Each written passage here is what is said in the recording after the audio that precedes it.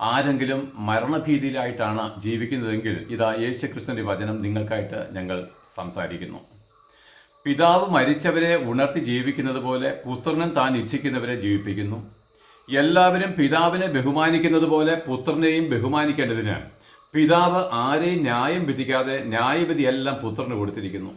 പുത്രനെ ബഹുമാനിക്കാത്തവൻ അവനെ അയച്ച പിതാവിനെയും ബഹുമാനിക്കുന്നില്ല.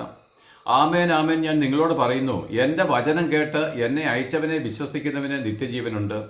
അവൻ ന്യായവിധിയിലാകാതെ മരണത്തിൽ നിന്ന് ജീവങ്കിലേക്ക് കടന്നിരിക്കുന്നു. ആമേൻ ആമേൻ, ഞാൻ നിങ്ങളോട് പറയുന്നു, മരിച്ചവർ ദൈവപുത്രൻ്റെ ശബ്ദം കേൾക്കുകയും കേൾക്കുന്നവർ ജീവിക്കുകയും ചെയ്യുന്ന നാഴിക വരുന്നു, ഇപ്പോൾ വന്നുമിരിക്കുന്നു. പിതാവിന് തന്നിൽ തന്നെ ജീവനുള്ളതുപോലെ അവൻ പുത്രനും തന്നിൽ തന്നെ ജീവനുള്ളവൻ ആകുമാറ് വരം നൽകിയിരിക്കുന്നു. അവൻ മനുഷ്യപുത്രനാകിയാൽ ന്യായവിധി നടത്തുവാൻ അവൻ അധികാരവും നൽകിയിരിക്കുന്നു. ഇതിങ്കൽ ആശ്ചര്യപ്പെടരുത്. കല്ലറകളിലുള്ളവർ എല്ലാവരും അവൻ്റെ ശബ്ദം കേട്ട് നന്മ ചെയ്തവർ ജീവനായും തിന്മ ചെയ്തവർ ന്യായവിധിക്കായും പുനരുത്ഥാനം ചെയ്യുവാനുള്ള നാഴിക വരുന്നു. യേശുക്രിസ്തു മരിച്ചു, ഉയർത്തെഴുന്നേറ്റു.